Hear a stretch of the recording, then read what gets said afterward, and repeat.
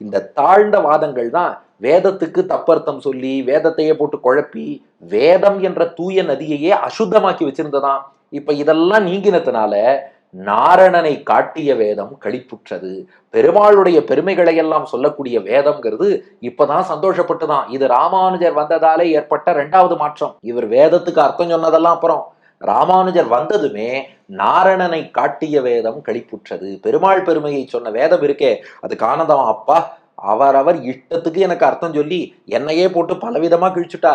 நல்ல வேளை ராமானுஜர் என்னை காப்பாற்ற வந்தார் என்று வேதங்கள் ஆனந்தப்பட்டன. சுவாதீன பதிகாம் ஸ்ருதிம் என்று வேதத்தை தன்னுடைய இயல்பான நெறியிலே நிலைநாட்டி கொடுத்தார் ராமானுஜர். அதனால நாரணனை காட்டிய, நாராயணனாகிய திருமாலை காட்டிய, பரம்பொருள் என்று காட்டிய நாராயண பரம்பிரம்ம தத்துவம் நாராயண பரகா, நாராயண பரோஜ்யோதி, ஆத்மா நாராயண பரகா என்றும் ஏகோகவை நாராயணகா ஆசீத்து ந பிரம்மா ந ஈசானகா என்றும் நாராயணனை புகழ்ந்து பேசிய அந்த வேதம் இருக்கே, அந்த நாராயணனை காட்டிய வேதம் களிப்புற்றது. களிப்புன்னா சந்தோஷம், ஆனந்தம். வேதம் களிப்படைந்தது, சந்தோஷம் அடைந்ததாம். இதை யாதவாபியுதயம் என்ற காவியத்தில் சுவாமி வேதாந்த தேசிகன் ஒரு உதாரணம் சொல்லியே விளக்கிறார். எப்படி வேதத்துக்கு ராமானுஜர் ஆனந்தம் கொடுத்தார்னா, விவித ஜனோபஜீவிய தீர்த்தா விகமித சர்ப்பகணா பரேண பும்சா அபஜத யமுனா விசுத்தமக்ரியாம் ஷமித பகிர்மத சம்ப்ளவாத்ரீவன்னர். இந்த காளியன்னு ஒரு பாம்பு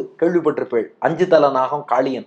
அந்த 5 தல நாகமாகிய காளியன் 5 தலைகளில் இருந்தும் விஷத்தை கக்கி கக்கி தூய யமுனா நதியை அப்படியே அசுத்தமாக்கி பொல்யூட் பண்ணி வச்சுட்டான்.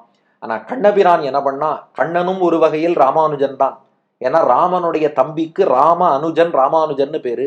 கண்ணனுடைய அண்ணன் பலராமன் தானே. அதனால கண்ணனும் பலராமன் தம்பி, பலராமானுஜன், ராமானுஜன்னே சொல்லலாம், ராமன் தம்பின்னு. அந்த கண்ணன்கிற ராமானுஜன் என்ன பண்ணா, 5 தலை பாம்பாகிய காளியன் தலையில நாட்டியமாடி அதன் விஷத்தை எல்லாம் போக்கி யமுனையிலேருந்து அந்த பாம்பையும் விரட்டி யமுனா நதியை தூய்மையாக்கி கொடுத்தான். அதே போலத்தான் யமுனா நதி போலத்தான் வேதம் என்ற நதி நன்னா தான் ஓடிட்டு இருந்தது.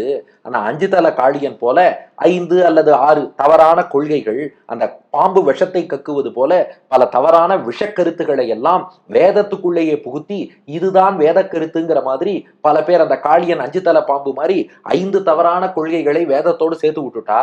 ஆனா அந்த ராமானுஜராகிய கண்ணன் அந்த காளியன் தலையில நாட்டியமாடினா, எங்க ராமானுஜர் இவா தலையில உள்ள புத்தியோடு வாதம் பண்ணினார். வாதம் பண்ணி கண்ணன் காளியனை அடக்கியது போல இவாளுடைய செருக்கையெல்லாம் ராமானுஜர் அடக்கினார். அந்த காளியன் விலகி போயிட்டான்னா யமுனையில உள்ள விஷம் நீங்கி யமுனை தூய்மையாடுறது.